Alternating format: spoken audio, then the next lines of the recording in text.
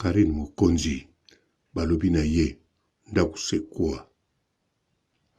Carine mokonzi azwi Ndakou ba chroniqueuse nyonso basilikaki na Congo bato ebele tina ba commentaire bakomeli ye Ndakou c'est quoi? Ah, Ndakou c'est quoi? En tout cas ba o bakomi wana eza question moko ya bien. Alors ngai faut na répondre bino poti sikoyo na namoni muta répondre bino exact. Baso répondre bino bien mais baso répondre exact. Carine azwi Ndakou. Ndakou c'est quoi? Mes réponses yangoyo. Ndakou ezali mbote ba papa ba mama bandeko, mbote ba rando na ba randonnette, mbote batoyo balingaka rando na ba oyo balingaka rando te, mbote ba jeune garçon na ba jeune fille, mbote bana mike na ba bébé, mbote ba Sainte Anoirite, Sainte Thérèse, Sainte Ingrid Kabongo. Bandeko nalandaki ba Fivette Mayemba, ba Carmen Odia, ba Marika Mania, batu ebele, ba Saratola, voire presque ba chroniqueur na ba chroniqueuse nyonso na kati ya Congo tina poto balobaki Ndakou c'est quoi? Carine mokonzi azwi Ndakou. Ndakou c'est quoi? Alors ezali boye kozala na Ndakou na poto ezali déjà bien kozala na Ndakou la. Mais tolobela oya Carine po inutile na expliquer ba Ndakou mosusu. Potango balobi Ndakou c'est quoi? Balobi na oya Carine. Alors nga na ko expliquer bango pourquoi c'est quoi? Carine azofutela Ndakou. Ndakou na ba frais nyonso ya biloko tu na ba courant ba gaz na garage complet esokoma na 1200 €. Na kanisa boyoki somme wana 1200 €.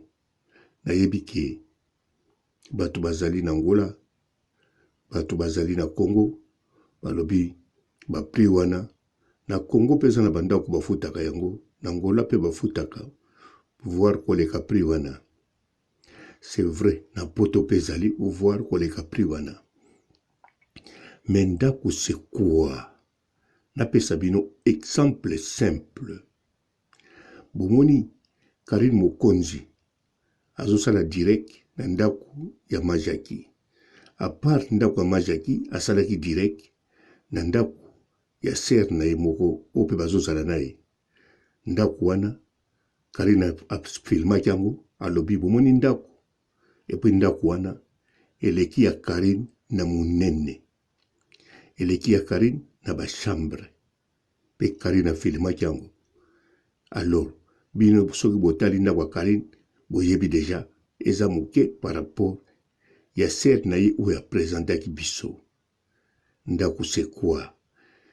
Bofungola matoi po boyeba Ndakou c'est quoi? Nake musika te nalakisi bino kaka de Ndakou. Ndakou ya Carine oyo soko azolamba tsonga biloko ezokomela bato bavandi na sofa.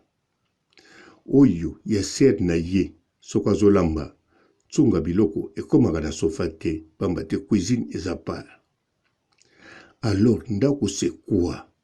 Yango nalakisa bino. Carine azofuta 1200.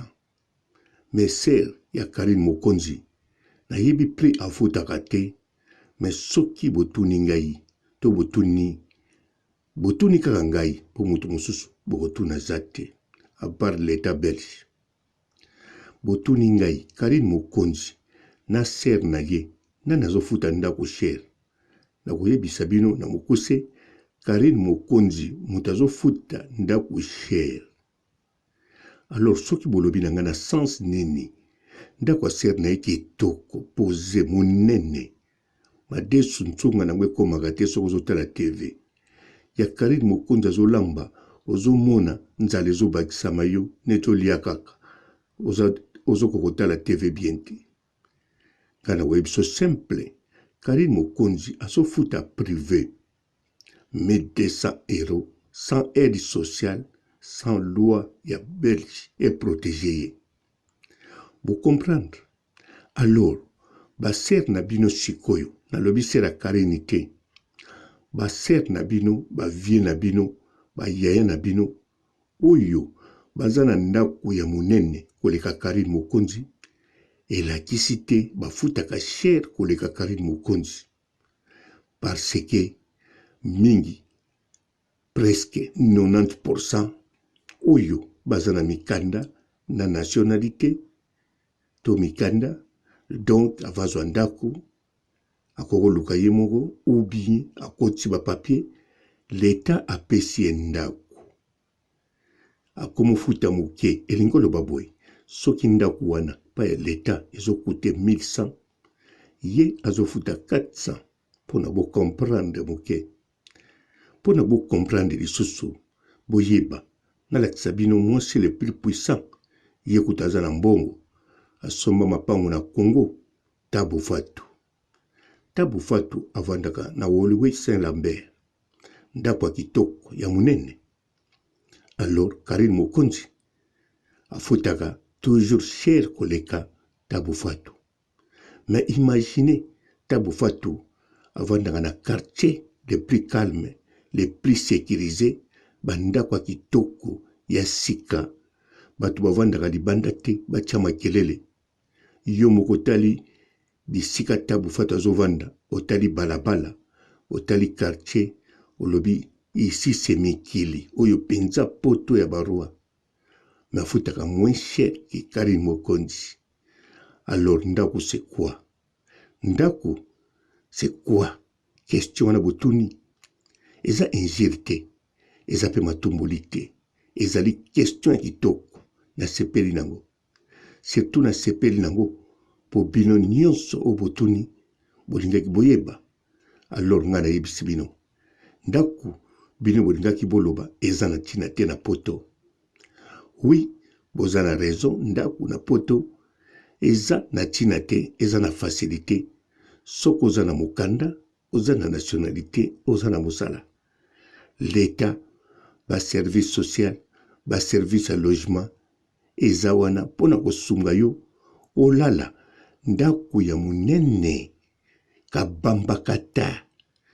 Alors, na pri ya moke, sikoyo, 90% ya bato bazana mikanda, nationalité, tango azola son Ndakou ne ya MOUNENE, kobanga na yote. Soki mutu azanga mukanda, to, azali legal, lokola Carine mokonzi. Maintenant, nazo mikanda te o epesaka ba droit ebele. Soka la kisio Ndakou na ye, ya 1200, zoye lokola reine. Parce que, azo futa, Ndakou ya 2 personnes ou bien 3 personnes. Elingi koloba boye, osangisi pri ya Ndakou ya Tabu Fatu, na pri ya sera Ndakou ya sera na ye Lili, non Lili te, oyo mususu oyo na bosani kombo, ou bien Nicole, je crois. Osangisi pri na bango mibale, Carine mukola kufuta, Carine azo futa, pri ya Ndakou mibale. Pomoni siko différence ezali, Ndakou c'est quoi? Non. Awa na poto, botuni question bien. Mutu soka lakisi Ndakou KITOKO ya MOUNENE, elakisi te aza na mbongo. Yango wana, soki botunaki Ndakou c'est quoi? Bosalaki erreur te. Bandeko na bino, obayebisaki bino, Ndakou na poto ezeloko te. Baza na raison. Parce que, nyonso afutelaka Ndakou, abangisa ote Ndakou ezala MOUNENE, to ezala moke. Abangisa ote etonda na ba TV, na ba kiti ya sika, abangisa ote. Po atoza sans papier, sokoza légal, okoki kodefa télévision, ba kiti, bayeli kotiela yo, ozofuta ndambo, ata 20 € par mois. Yango wana, Ndakou c'est quoi, boza nango na raison. Alors, ndenge na tangi tabu fatu force ne la kisaka parce que azana mapango soki misatu na Congo asomba bozomona ya yemoko mbongo na ye. Alors sikoyo tantine to ser ya Carine Mokonzi force na ye kolakisa na compte na ye na banki mbongo ya zanango tango tali relevé bancaire otali mbongo azanango kuna otali olobika azana mbongo biso na poto awa batuna biso ndenge nini po bo comprendre neti ngai par exemple soki na lobi na kene na bureau moko boy na lobi bon na lingna sala eloko boy bakotuna nga adresse Ndakou na vandaka na nani biloko tu wana bakobosa na kotuna ngai te soki naza na crédit oui po biso na poto presque batutu bana crédit sauf nga papa robo naza na crédit te na kotikalaka pe kozala na crédit te je crois j'espère po mbongo naza nango eza mokie me nakoka kolia yango te yango bomoni meme 3 jours na bimi na lia mbongo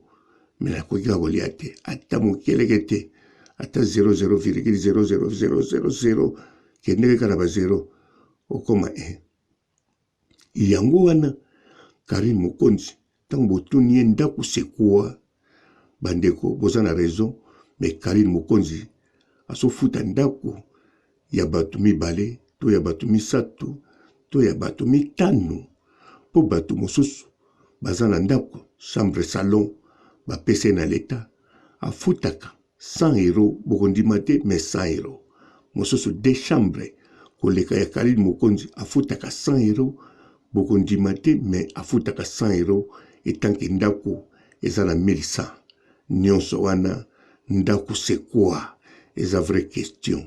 Alors bandeko nyonso ya poto bobanga te bozala fier na bandaku na bino ata soki eza na valeur ya 2000 yofutaka 200 makambo yo tali yo te tali kaka réponse ya bato bazoloba na Carine Mokonzi Ndakou c'est quoi.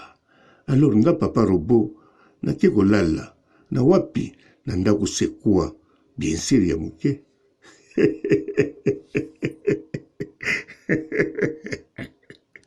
Bonjour fidèles internautes de www.elengiakomba.tv. Bonjour, bonsoir, balandi nyonso ya Yangooooeeeh Congolaise TV. Belé partout dans le monde, partout où vous êtes, partout où vous êtes, Yangooooeeeh TV vraiment. Bonjour, bonsoir, na abonné bafa nyonso ya Yangooooeeeh Congolais TV. Bonjour à mon boss, on a appelé ça vraiment un pandi. Bonjour à mon boss, JP Kiama. Je salue mon boss Balobi, boss de boss Babi, JP Kiama. Bonjour à Yangooooeeeh Congolais TV vraiment. Nous avons la chaîne de KITOKO. Il y a boss de JP Kiama, et boss de boss YHIA. Donc ya boss na biso JP Kiama nzambe na ngai ba boss bazali ba boss bazali JP Kiama le boss des boss. Na pesi d'abord bonjour te ba mbote belé na mo boss JP Kiama wana na kozangisa ote donc na KOLEKA te sana na pesa mo boss JP Kiama boss des boss. Bonjour fidèles internautes de www.elengiakomba.tv. Bonjour, bonsoir, balandi nyonso ya Yangooooeeeh Congolaise TV. Belé partout dans le monde, partout où vous êtes, partout où vous êtes, Yangooooeeeh TV vraiment. Bonjour, bonsoir, na abonné bafa nyonso ya Yangooooeeeh Congolais TV. Bonjour à mon boss, on a appelé ça vraiment un pandi. Bonjour à mon boss, JP Kiama. Je salue mon boss Balobi, boss de boss Babi, JP Kiama. Bonjour à Yangooooeeeh Congolais TV vraiment. Nous avons la chaîne de KITOKO. Il y a boss de JP Kiama, et boss de boss YHIA. Donc ya boss na biso JP Kiama nzambe na ngai ba boss bazali ba boss bazali JP Kiama le boss des boss. Na pesi d'abord bonjour te ba mbote belé na mo boss JP Kiama wana na kozangisa ote donc na KOLEKA te sana na pesa mo boss JP Kiama boss des boss. Belé, partout dans le monde, partout où vous êtes, partout où vous êtes, YHIA TV vraiment. Bonjour, bonsoir, on a abonné Bafa NIOSO YHIA Congolais TV. Bonjour à mon boss, on a appelé ça vraiment un pandi. Bonjour à mon boss, JP Kiama. Je salue mon boss Balobi, boss des boss, Babi JP Kiama. Bonjour, NABANGAKA Congolais TV vraiment. Maman NAZANGA, chaîne de KITOKO, il y a boss JP Kiama, et boss des boss, il y a danger. Donc, on va dans la zaki. Ya boss na biso JP Kiama nzamela ba boss bazali ba boss bazali JP Kiama le boss des boss. Napesi d'abord bonjour te ba mbote belé na mo boss JP Kiama wana na kozangisa ote donc na KOLEKA te sana napesa mo boss JP Kiama boss des boss.